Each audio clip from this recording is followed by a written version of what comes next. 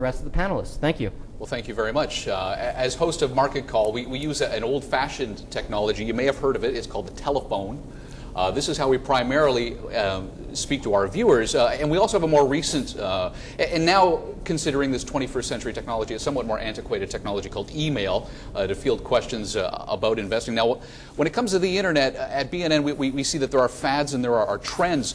Facebook, widely derided in its infancy as a fad, it managed to evolve, keep its members interested. Today, it boasts more than 25 million users. Now, Twitter's been around for about 2 years or so. Some say it reeks of being a fad, but there are some issues associated with this. Internet ratings suggest 60% of its user base abandoned it after the first month. But we're not taking into consideration other issues such as the fact that that's only web-based hits. We're not talking about cell phone and other forms of connecting to the social network. Now, if Twitter is to survive, as I step back and incorporate Twitter into Market Call itself, I see a need for it to evolve, but its integration into other technologies, Facebook, etc., may certainly help ensure its survival on the whole. Now, when I mentioned to one TV executive that I was planning to use Twitter to solicit questions and comments for the show, I was promptly told Twitter's for 12-year-olds. But it's actually not. The largest demographic is the 35 to 49-year-old, and it is certainly a sweet spot for many industries such as mine and certainly the investment community at large. I was also warned that Twitter would cannibalize our nascent video-on-demand service. But for its size, I'm told BNN's video streaming is one of the most popular destinations for consuming television content on the internet in Canada.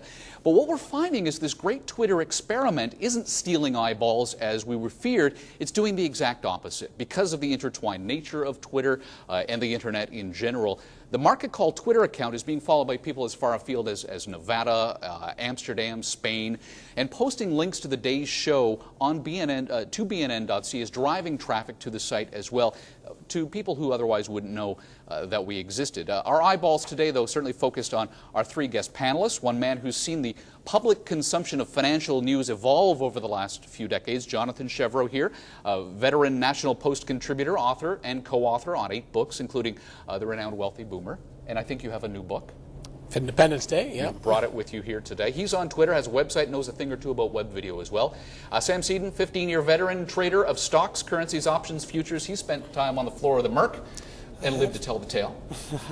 He has, of course, contributing to various industry publications as well. And joining us under his Twitter pseudonym is Frugal Trader, a young man who's been working his way toward $1 million in net worth before the age of 35.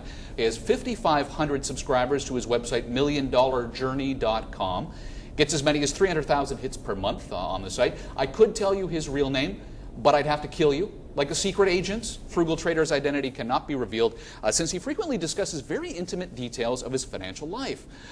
Something that we're seeing more of, and perhaps we'll get some insight into that as well. I tell you his real name again, but you don't want that crazy uncle knocking on your door asking for a little bit of cash at the end of the month. So, gentlemen, thank you very much for joining us here today. Welcome. Thank you.